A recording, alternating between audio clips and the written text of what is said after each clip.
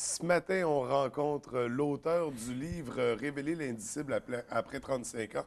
On a déjà parlé du livre, on l'avait rencontré. Il y a de la nouveauté dans l'histoire, on va revenir avec lui. Alors, il s'agit bien sûr de Pascal Thibault. Bienvenue à l'émission. Bon matin, François. Écoute, on va faire un rappel rapidement pour ceux qui ne connaissent pas ton histoire. Donc, l'année dernière, c'est ça, tu nous es arrivé avec un livre, Révéler l'indicible après 35 ans, un livre inspiré de faits vécus, en fait, c'est de ton histoire. De quoi ça traite exactement? C'est sûr que le livre, dans un premier temps, ça a été pour moi vraiment une source de libération.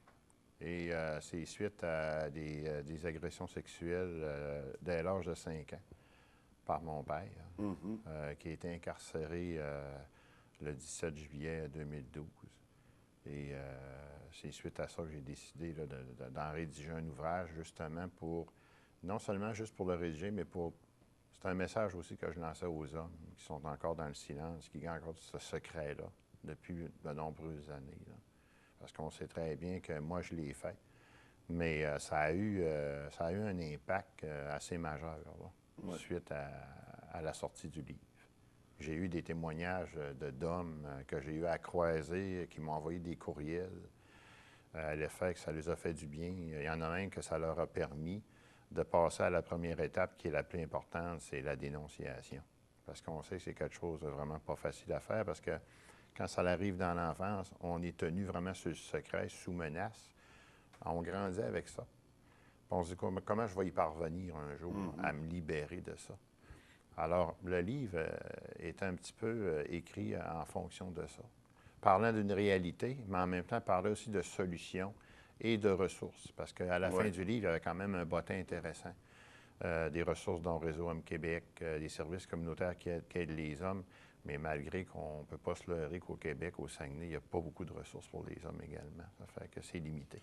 Fait que le livre en question, c'est d'une part un témoignage, mais c'est aussi un outil pour ceux et celles qui auraient vécu des choses similaires, donc qui retrouvent des références dedans pour Exactement. leur venir en aide. Exactement. Puis éventuellement, moi, j'ai eu à rencontrer plusieurs personnes, puis il y aurait moyen de retravailler la version qui a été. Parce qu'il y aurait des choses, il y a des tableaux qui pourraient s'ajouter. OK. Alors éventuellement, je n'exclus pas la possibilité d'en refaire, faire la suite Donc, par rapport la à ça. suite où. Exactement. Exactement. Parce que, tu sais, oui, je suis une victime, mais en même temps, c'est de montrer aux gens, j'ai été capable de donner un certain sens à ma vie, malgré tout. Tu comprends? Parce que des fois, on se dit, ah, ça ne peut pas arriver à un homme, mais oui, ça arrive à une femme. Mais tu sais, oui, un homme peut vivre ça aussi. Ouais. Et puis, il peut rester de nombreuses années pris avec ça. Le titre le dit par lui-même, hein. Dans mon cas, c'était 35 ans. Mhm. Alors, je pense que 35 ans à porter ce secret-là, puis Exactement. à Exactement. garder le poids. Et, euh, et c'est ça, suite à ça, pas suite au livre, mais en juillet 2012, Il y a eu euh, la sentence ouais, de combien qui a été donnée par l'honorable Rosaire Larouche, une sentence de 30 mois. OK?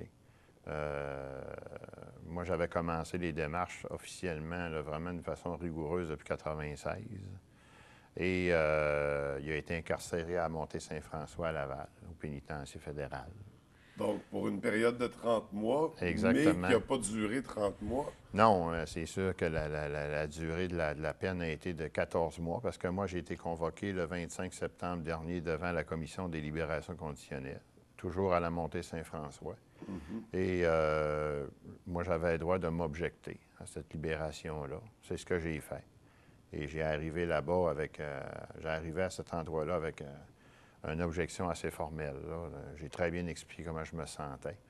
Mais malgré tout, ils ont décidé d'accorder une semi-liberté euh, à l'agresseur.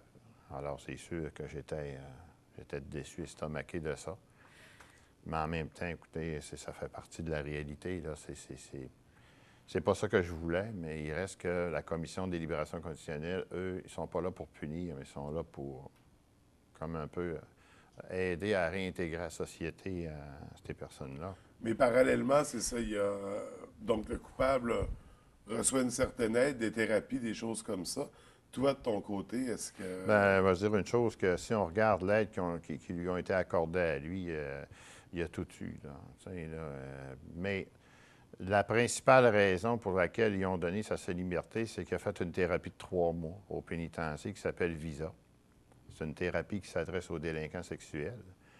Et les victimes, eux autres, des fois, on passe notre vie, nous autres, à se chercher, à trouver des outils, à trouver des moyens. Puis après 20, 30, 40 ans, on en ressent encore des fois des certaines séquelles de ça. Et tout à coup, en 3 mois, lui, ben, il a eu la guérison totale. Je ne suis pas sûr de ça parce que dans le rapport, on parle encore de gros problèmes cognitifs. On parle de... Alors, tu sais, c'est comme un peu, il y a comme un peu de l'incohérence. Mais on ne cherche pas à les garder non plus, on cherche plutôt à les laisser aller. On a bien beau s'assurer. Puis en même temps, on dit, ce que vous avez fait là, c'est grave aux enfants, mais malgré que c'est très, très grave, on lui accorde quand même une seule liberté. Alors, c'est difficile. Même pas la moitié de la peine. Ça, moi, c'est sûr qu'après, j'ai été quelques jours là, que je me cacherai pas, j'avais de la rage. Là, franchement, je n'étais pas content de ça. Et en tout cas, il est arrivé certaines coïncidences après aussi que je n'ai pas appréciées, mais ça, c'était la vie. Là.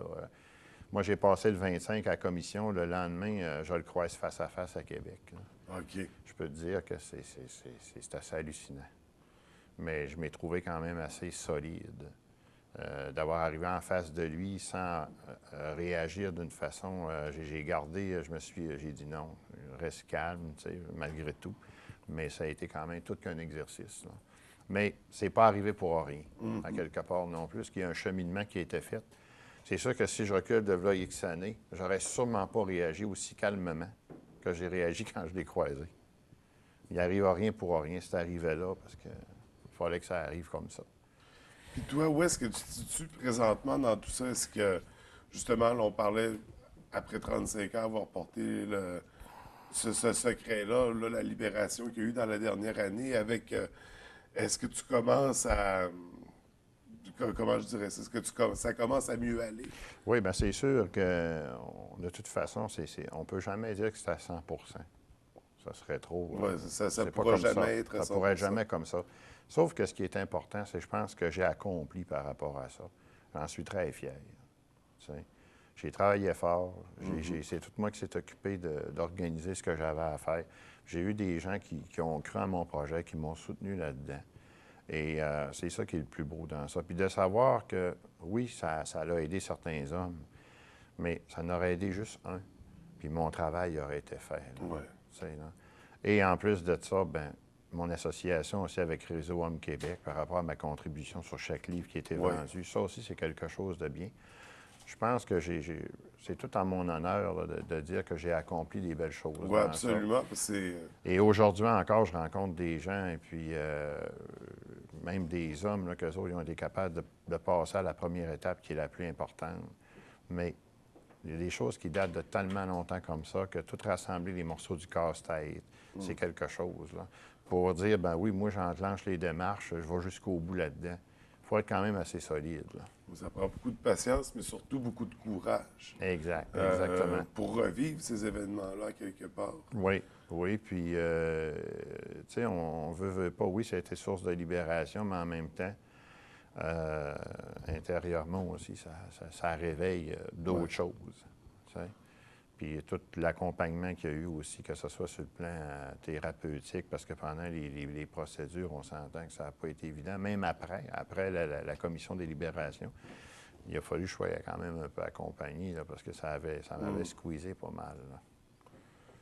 C'est une histoire où tu vis encore beaucoup de choses par rapport à tout ça. Oui, puis il y a quand même, des choses là, qui sont en pourparlers présentement, parce qu'on sait très bien que pour les hommes, il n'y a pas beaucoup de...